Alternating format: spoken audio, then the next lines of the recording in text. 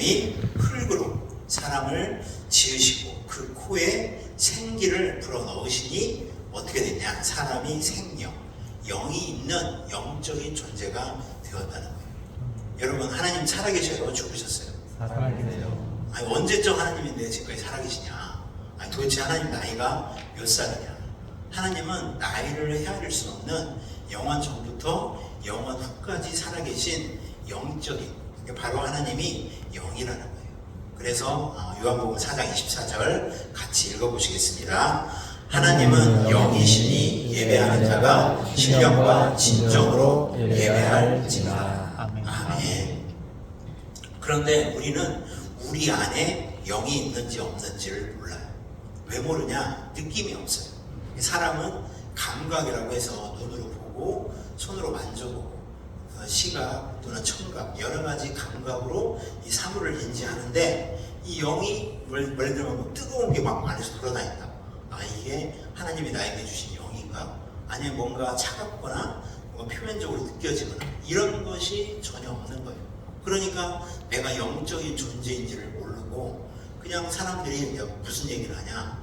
사람 죽으면 끝이지 무슨 또 다른 세상이 있어. 누가 하는 얘기냐면 예수 안 믿는 사람들이 하는 얘기예요. 그 사람들은 내세, 그러니까 죽음 뒤의 세계를 인정하지 않아요.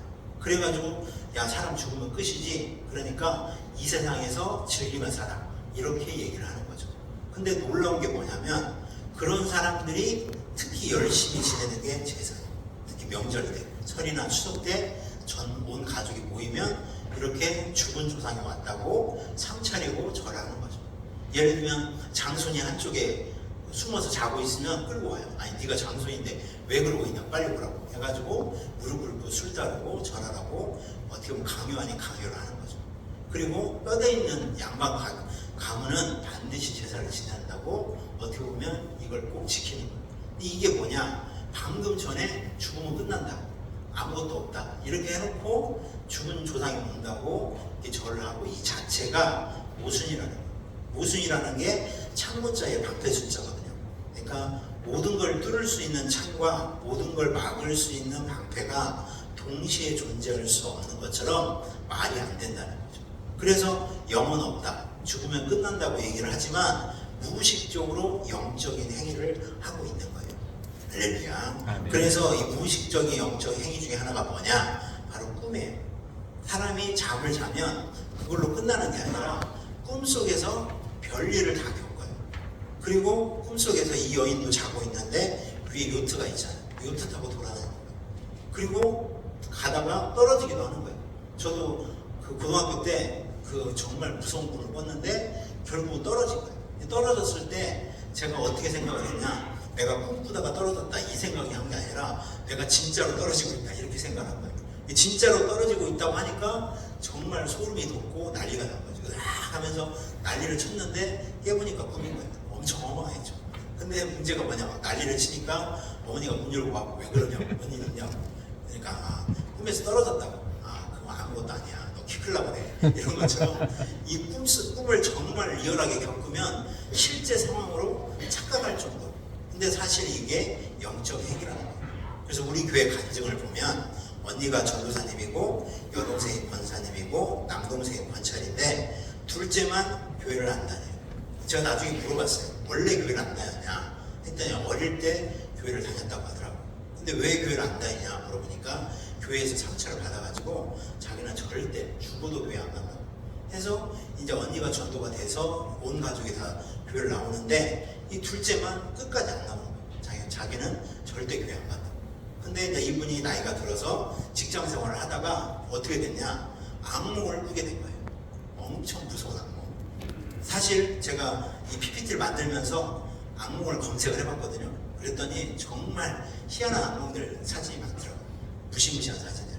근데 저도 어릴 때 그 무서운 영화 보고 잠을 설친 적이 있어가지고 여러분들의 정신 건강을 위해서 제일 순한 걸로 골라온 거예요. 제일 착한 걸로. 근데 어쨌든 그분은 잘 때마다 정말 그 쫓겨다니고 막 팔다리 날아가고 피가 튀고 막 그런 일을 겪는 거예요.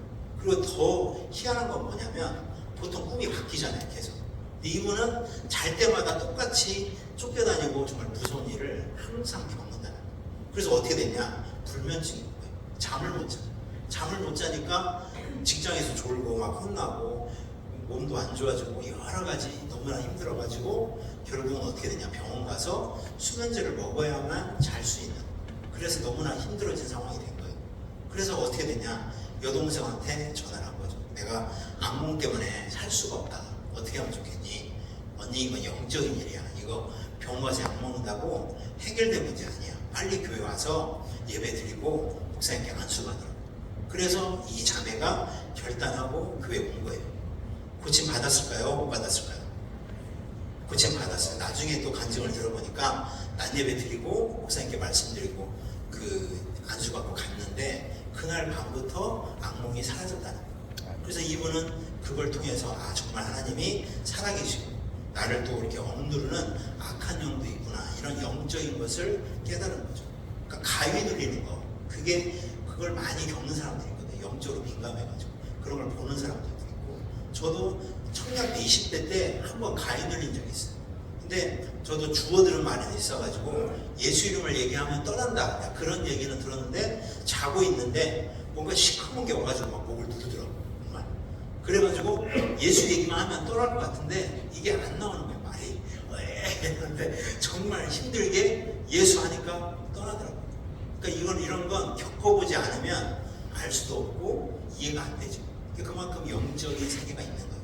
그래서 이분이 결국은 그런 걸 통해서 예수님을 믿게 되고 정말 주님 앞에 영광 드리는 자가 됐는데 또 임신을 못 해가지고 너무 힘들어 하셨다가 담임 목사님한테 안수받고 나중에 일란성 쌍둥이를 출산을 하셨었거든요.